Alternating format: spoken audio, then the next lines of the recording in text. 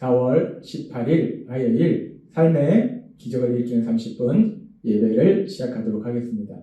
하나님께서 오늘 우리에게 주신 말씀은 여호수아서 2장 1절에서 13절까지 말씀입니다. 이 말씀 제가 봉독하도록 하겠습니다.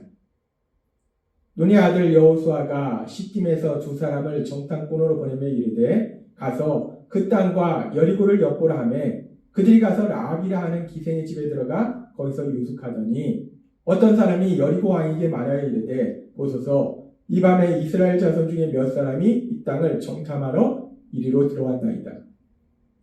여리고 왕이 라합에게 사람을 보내어 이르되 너에게 와서 너 집에 들어간 그 사람들을 끌어내라. 그들은 이 온 땅을 정탐하러 왔느니라.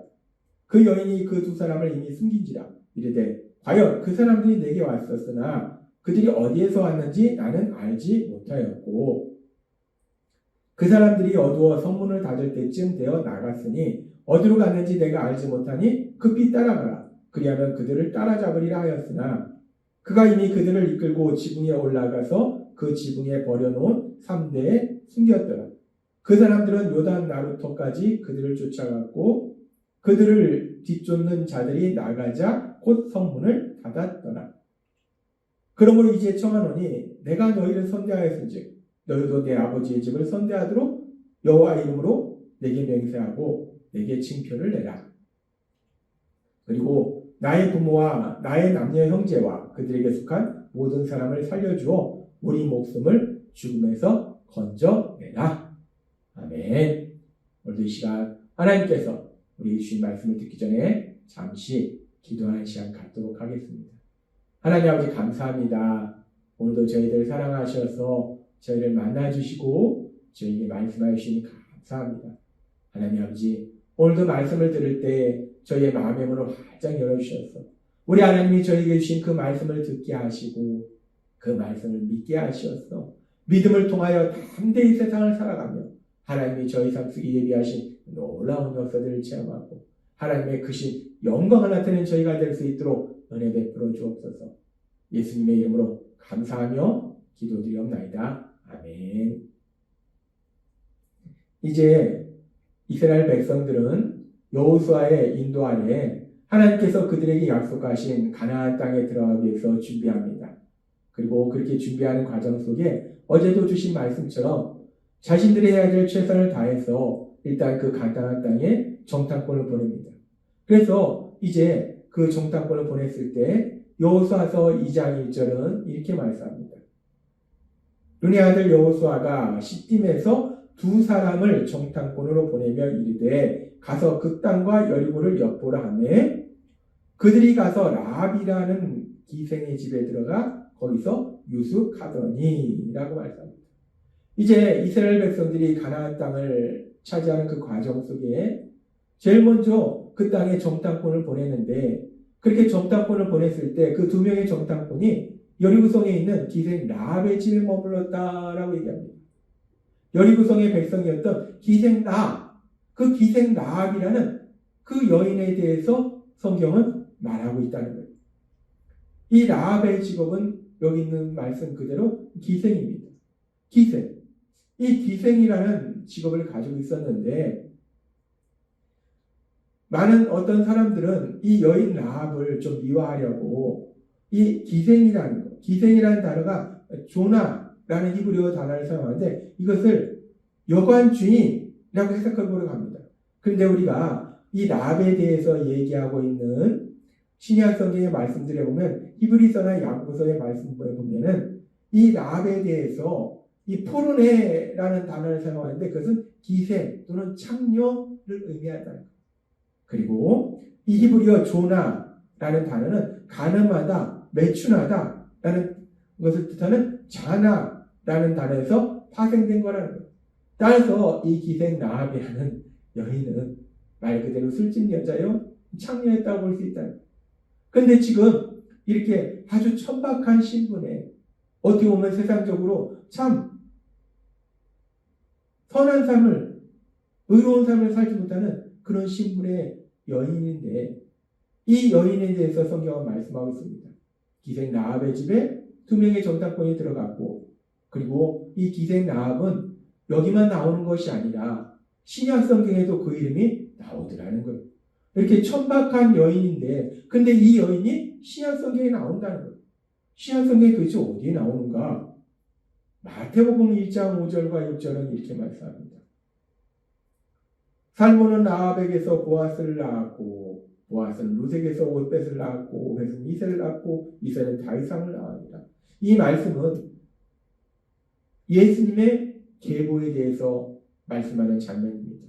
이 계보에 보면은 이스라엘의 위대한 왕 다윗, 이스라엘 모든 백성이 존경하는 그 다윗의 조상이 누군가 보니까 지금 살몬은 라합에게서 이 라합이 지금 여호수아에서 나오는 기생 라합이에요. 이 살몬과 기생 라합이 결혼해서 보아스를 낳았고 보아스는 우리가 알다시피 룻기에 나오는 룻. 그 룻과 결혼해서 오벳을 낳았고 오벳은 이새를 낳았고 이새가 다윗을 낳았다라고 얘기합니다. 이 보잘것없는 여인 이 라합이 이스라엘의 위대한 왕 다윗의 조상이 되라는 거예요. 근데 여기서 머무는 것이 아니라 지금 이 말씀은 예수님의 계보예요. 이 다윗을 통해서 결국 예수님께서 이 땅에 태어나신다는 거예요. 그래서 이 보잘것없는 여인 기생이었던 라합은 예수님의 계보에 그 이름이 오르는 놀라운 영광을 누리게 되더라는 겁니다. 참으로 보잘것없는 그런 여인인데 기생이었는데 이런 놀라운 영광을 누리더라는 거예요. 그리고 이 기생 라합은 여기만 나오는 것이 아니라 히브리서 11장에 보면은 믿음의 많은 사람들에 대해서 말씀하고 있습니다. 믿음의 많은 사람들에 대해서 말씀하고 있을 때 히브리서에 보면 아벨, 에녹, 노아, 아브라함, 이삭, 야곱, 요셉, 모세 이렇게 많은 믿음의 사람들한테 얘기하고 이제 출애굽의 그 놀라운 역사를 이룬 그 모세 다음에 일어난 일들에 대해서 기록할 때에 히브리서 11장 30절과 31절은 이렇게 말씀합니다. 믿음으로 7일 동안 여리고를 도니 성이 무너졌으며 믿음으로 기생 라합은 정탐꾼을 평안히 영접하였으므로 순종하지 아니한 자와 함께 멸망하지 아니하였도다 라고 말씀합니다. 믿음의 사람들이 쭉 나오면서 그러면서 모세가 나와요. 그 모세에 대해서 얘기하고 이 모세 다음에 그럼 누가 나와야 되는가? 지금 여호수아서에 나오는 위대한 지도자 여호수아가 나와야 돼요. 근데 여호수아 이름은 나오지 않는다. 여호수아 이름이 나오지 않고 모세 다음에 바로 나오는 이름이 뭐냐면 지금 31절에 기생 라합이 나오더라고요. 위대한 이스라엘 지도자 여호수아가 믿음의 사람들의 그 기록된 거기에 빠졌는데 기생 라합은 거기에 들어가더라는 겁니다. 놀랍습니다. 하나님은 이 기생 라합을 믿음의 사람이다 라고 표현하고 있다는 거예요. 뿐만 아니라 이 기생 라합은 단순히 믿음이라는 것이 그냥 지식이나 감정의 차원이 아니라 참된 믿음을 가지고 있었는데 어떤 믿음인가? 야고보서 2장 25절은 이렇게 말씀합니다. 또 이와 같이 기생 라합이 사자들을 접대하여 다른 길로 나가게 할 때에 행함으로 의롭다 하심을 받은 것이 아니냐라고 말씀합니다. 예수님의 계보에 오르는 영광에 오른 그 기생 라합.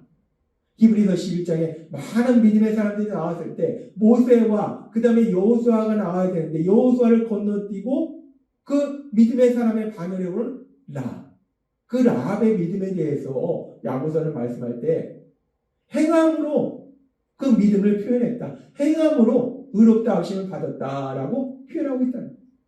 성경은 분명하게 말씀할 때 기생 라합, 참으로 보잘것없는 세상에서 볼 때는 참 우스운 존재, 별 볼 일 없는 존재, 천박한 존재, 그런 기생 라합인데 그 기생 라합은 믿음의 사람이다라고 성경은 말씀하더라고요.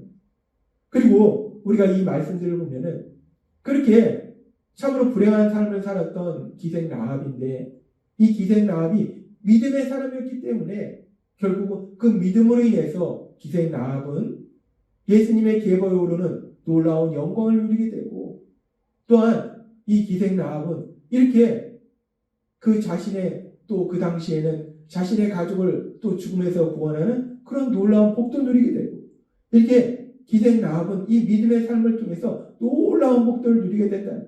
몇천 년이 지난 지금도 많은 사람들은 기생 라합은 믿음의 사람이다 라고 얘기하는 놀라운 복을 누리더라는 거예요. 이방 여인이었던 기생 라합. 그럼에도 불구하고 이 기생 라합에게 믿음이 들어가니까 이 기생 라합의 삶이 완전히 변화되는 놀라운 역사가 일어나더라는 거예요. 별볼일 없는 존재였던 기생 라합, 그 라합에게 믿음이 들어가니까 그 삶이 완전히 변화되고 하나님께서 주시는 놀라운 복을 누리는 사람으로 변화되는 역사가 일어나더라는 겁니다. 그렇습니다. 우리가 이 땅에 살아갈 때에 우리가 어떤 사람이든지 어떤 삶을 살았든지 우리가 하나님을 믿는 믿음, 그 믿음을 갖게 되면 기생 라합처럼 그 삶이 완전히 변화되는 놀라운 역사가 일어나게 된다는 거예요. 믿음은 삶을 변화시킨다는 거예요. 믿음은 사람을 변화시키고 믿음은 그 삶을 완전히 다른 삶으로 변화시킨다는 거예요. 그래서 하나님께서는 바울 사도를 통해서 우리에게 아주 중요한 진리를 말씀하실 때 고린도후서 5장 17절은 이렇게 말씀합니다. 누구든지 그리스도 안에 있으면 새 사람이 됩니다. 더 이상 전과 같은 인간이 아닙니다. 새로운 인생이 시작된 것입니다. 라고 말씀합니다. 누구든지 그리스도 안에 있으면 누구든지 가문이 좋은 사람의 사람이든지 가문이 안 좋은 사람의 사람이든지 부자든지 가난하든지 많이 배웠든지 못 배웠든지 미국 사람이든지 한국 사람이든지 상관없다는 거예요. 누구든지 그리스도 안에 있으면 그리스도 안에 있다는 것은 하나님을 믿는 거예요. 예수님을 믿는 거예요. 어떤 사람이든지 하나님을 믿으면 예수님을 믿으면 새 사람이 된다라고 말씀한다는 거예요. 이 말씀 그대로 우리가 예수님을 믿으면 하나님을 믿으면 새로운 사람으로 변화되는 놀라운 역사가 일어나게 될 걸 믿습니다. 그렇습니다. 우리가 공부를 많이 해서 우리가 대단한 사람을 만나서 우리가 새로운 사람으로 변화되는 것이 아니라 우리가 누구든지 우리 예수님을 믿으면 우리 하나님을 믿으면 우리는 새로운 사람으로 변화된다는 거예요. 그렇게 새로운 사람으로 변화되기 때문에 새로운 인생을 살게 된다는 거예요. 오늘 우리가 살펴본 기생 라합은 말 그대로 기생이었어요. 보잘것없는 존재였습니다. 세상으로부터 천대받는 존재였어요. 우습게 여기는 존재였어요. 그런데 그런 기생 라합이 그 기생 라합에게 믿음이 들어가니까 그 기생 라합이 새로운 사람으로 변화되고 새로운 인생을 살게 되더라는 거예요. 예수님의 계보에 오르게 되는 놀라운 복을 누리게 되더라는 거예요. 몇천 년이 지난 지금도 많은 사람이 그를 믿음의 사람으로 기억하는 놀라운 복을 누리게 되더라는 겁니다. 마찬가지로 오늘 우리에게 주신 고린도후서 5장 17절의 말씀처럼 누구든지 그리스도 안에 있으면 새 사람이 됩니다 라는 이 말씀처럼 전과 같은 인간이 아닙니다. 새로운 인생을 살게 됩니다 라는 이 말씀처럼 우리가 예수님을 믿으면 새로운 사람으로 변화되어서 새로운 인생을 살게 될 걸 믿습니다. 우리가 예수님을 믿으면 죄인이었던 우리들이 하나님의 사랑받는 아들과 딸로 변화되는 놀라운 역사가 일어날 걸 믿습니다. 따라서 선하신 하나님이 역사하신 하나님 나라의 삶을 살게 될 걸 믿습니다. 오늘 주신 말씀처럼 우리가 그렇게 그리스도 안에 있으므로 예수님을 믿음으로 새 사람으로 변화돼서 새로운 인생을 살아가시는 여러분이 되시길 주님의 이름으로 축원합니다. 기도드리겠습니다. 하나님 앞에 감사합니다. 오늘도 주신 말씀처럼 참으로 보잘것없는 인생을 살았던 기생 라합, 그 라합에게 믿음이 들어가니까 완전히 새로운 사람이 되고 새로운 인생을 살게 되는 놀라운 역사를 보게 됩니다. 하나님 아버지, 그렇게 기생 라합에게 믿음이 들어감으로 해서 삶이 변화되고 사람이 변화되듯이 우리도 그 예수님을 믿음으로 인해서 새로운 사람으로 변화되고 새로운 인생을 기쁘고 행복한 삶을 살게 될 걸 믿습니다. 믿음으로 하나님이 주신 그 놀라운 역사를 체험하는 저희가 될 수 있도록 은혜 베풀어 주옵소서. 예수님의 이름으로 감사하며 기도드리옵나이다. 아멘. 이 시간도 하나님께서 우리 주신 말씀 묵상하면서 조용히 기도하는 시간 갖도록 하겠습니다.